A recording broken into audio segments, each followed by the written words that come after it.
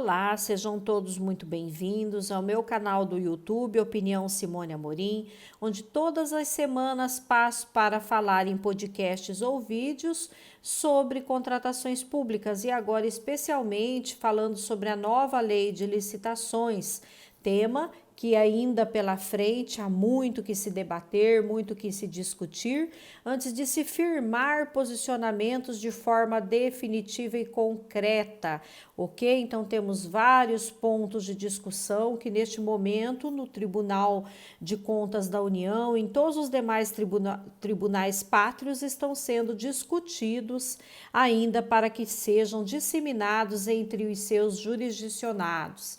Hoje, especialmente para falar sobre regime de execução na nova lei de licitações, um tema bem solicitado, bem recorrente nas minhas redes sociais, Opinião Simone Amorim, e onde deixo também artigo publicado no meu blog Opinião Simone Amorim.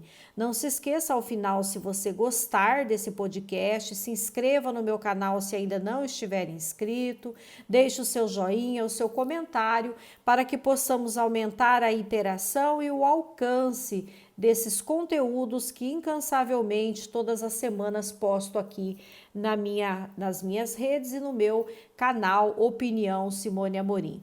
Pois bem, falando sobre regime de execução, então, importante dizer que o regime de execução é a forma pela qual o contrato será executado e o contratado será remunerado. Então, como é que eu vou pagar aquele contrato, como é que ele vai ser executado, tudo isso vem definido lá no artigo 46 da nova lei, que me diz o seguinte, que os regimes serão os seguintes: empreitada por preço unitário, empreitada por preço global, empreitada integral, contratação por tarefa, contratação integrada, contratação semi-integrada e fornecimento e prestação de serviço associado, que aliás eu gostei muito desse regime na Lei 14.133.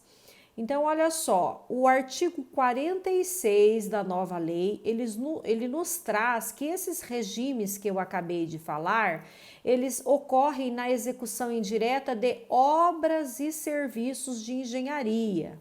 Acontece que se eu for analisar os conceitos lá do artigo 6º da nova lei, passando por cada um desses regimes, vou verificar que nós temos então somente dois regimes de execução que são exclusivos para obras e serviços de engenharia, que seriam os regimes então de contratação integrada e semi-integrada, estes então exclusivos para obras e serviços de engenharia. E os demais regimes que a gente falou aqui também seriam então extensivos às demais contratações de serviços. Então, há outros serviços que não somente o de obras e não somente os de engenharia. Então, olha só, falando aqui um pouquinho sobre cada um dos regimes nesse podcast, nós temos então que um dos regimes utilizados para obras e serviços diretos é a empreitada por preço global. Essa empreitada, ela é utilizada para obras e serviços diretos, assim como a por preço unitário. Então, a empreitada por preço unitário, lá o fiscal faz a medição ao final de um determinado período, né? Já está definido no contrato a unidade de medida, então se é metro, se é quilômetro, se são horas trabalhadas, e aí conforme a medição do fiscal, o contrato será pago. Então esse regime é por preço unitário. Já empreitada por preço global, eu tenho que a manutenção, por exemplo, preventiva é um ótimo exemplo deste tipo de regime, porque os serviços serão prestados independentemente de apresentar problema, né? Então, se eu contrato lá, por exemplo, a manutenção preventiva de elevadores, independentemente dos elevadores darem problema, ao final do mês, o contrato será remunerado por preço fixo. Então, foi combinado, pactuado lá no contrato, que o fornecedor prestará o serviço preventivamente, independentemente, então, de um problema que tenha dado no elevador, e por isso ele vai receber um valor mensal, pré-fixado, pré-definido no contrato. Depois nós temos a empreitada integral, que também é utilizado para obras e serviços diretos, não só diversos, não só para serviços de engenharia, então outros serviços também, que é quando a empresa contratada por esse regime assume, olha só, a execução integral do objeto. Então, ela vai poder realizar ali o projeto básico, o projeto executivo, e também vai poder operacionalizar aquele empreendimento com equipamentos, maquinários, etc. E esse regime geralmente é utilizado para grandes empreendimentos. Então, pressupõe a execução integral do objeto, desde o projeto básico até a sua operacionalização. A contratação por tarefa, enfim, regime utilizado para obras e serviços diretos, diversos também, certo? E esse tipo de contratação, contratação por tarefa, é utilizada geralmente para pequenos serviços, tá? Com ou sem materiais. E no caso, olha só, o pagamento é conforme a medição realizada. Então, eu vou lá no cronograma, verifico exatamente o que estava previsto, verifico se foi realizada aquela previsão, aquilo que estava previsto, né? Aquela proporção do serviço, e efetivo, então, o pagamento. Então, também por medição, é feita a medição comparativa com o cronograma. Na contratação, então, integrada, que é aquela exclusiva para obras e serviços, então, de engenharia, eu não tenho aqui a opção, a oportunidade de realizar por esse regime obras diversas, certo? Eu vou realizar apenas serviços diversos, eu vou realizar apenas obras.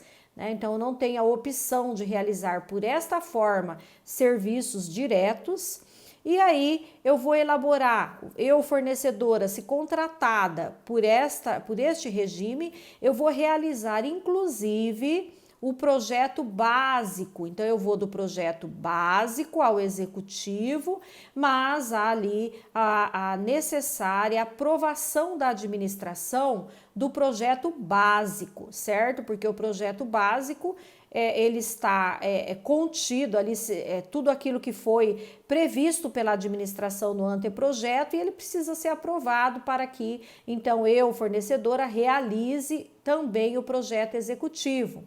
Já na contratação semi-integrada, que é o regime também utilizado exclusivamente para obras, nós temos aqui que, em tempos de redução de custos, né, aumento de qualidade, redução de prazos para entrega ou facilidade de operacionalização e manutenção, se eu, empresa contratada para realizar, olha só, eu sou contratada para realizar o projeto executivo. Porém, contudo, se eu conseguir comprovar para a administração que, em termos de redução de custos ou então um aumento da qualidade, eu preciso mudar o projeto básico sob pena e responsabilidade minha, de empresa, né, da empresa, eu consigo então estar alterando o projeto básico. Ele é anexo ao edital, anexo obrigatório, e ele foi então ali delegada a competência à administração, diferente do regime anterior, né? Se eu vou delegar à empresa a formalização do projeto básico, obviamente que eu não tenho esse projeto anexo ao edital. Contudo, na contratação semi-integrada, ele é anexo porque é a administração que o faz, né? Mas se eu comprovar, como disse, então, esses pressupostos, ali assumindo os riscos das alterações propostas como empresa,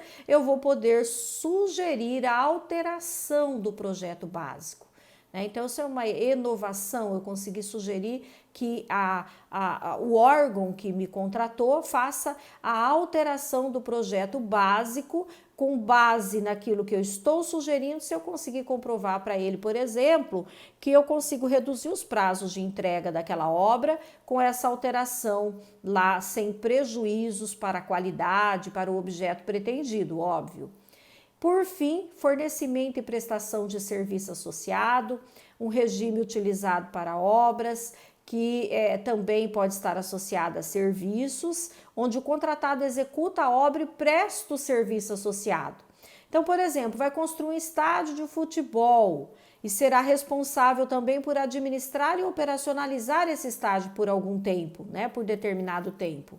Então, vem lá na minha licitação como é que o pagamento se dará para a fase de construção desse estágio, certo? Então, por medição, por exemplo, concluiu a obra, concluído o pagamento, e depois as unidades de medidas também são pré-determinadas conforme os serviços forem sendo executados depois, né? Que seria a administração e operacionalização desse estádio de futebol. Certo? Então, nós vimos aqui que os regimes de contratação na nova lei de licitações, ao todo 5, sendo 2 empreitada integrada e empreitada por preço global, exclusivos para obras e serviços de engenharia. Não se esqueça, se você gostar desse podcast, de deixar o seu joinha e de se inscrever no meu canal se ainda não estiver inscrito, ok? Por fim, quais as formas de pagamento, então, nos regimes de execução da nova lei de licitações? A empreitada por preço global, contratação integrada e semi-integrada, o pagamento será por avaliação após cumpridas as etapas que estão previstas lá no cronograma físico-financeiro. Já empreitada por preço unitário, se dá por medição, ou seja, a partir da unidade de medida que foi estabelecida lá no contrato, por exemplo, horas trabalhadas, o pagamento se realizará. Então, trabalhou tantas horas, receberá tantas horas. Prestação de serviços associados, por fim, lá nós temos o pagamento por valor fixo do bem fornecido, que seria, por exemplo, ajustado no contrato o preço para a construção do estádio de futebol, e na execução dos serviços eu tenho um cronograma físico-financeiro também que vai me definir, né, conforme for operacionalizando, qual é o valor a ser recebido por aquele serviço, né? Operacionalizou o estádio de futebol pelo tempo pré-definido no contrato, qual o valor pago por isso. Então, nós temos ali a possibilidade nesse regime de pagamento fixo e variável conforme o contrato. Então, espero que você tenha gostado aqui do meu podcast. Conto com você para estar disseminando este conteúdo, levando aos seus colegas, aqueles que você sabe que o conteúdo é importante, e que esteja se inscrevendo no meu canal. Até a nossa próxima oportunidade. Fiquem com Deus.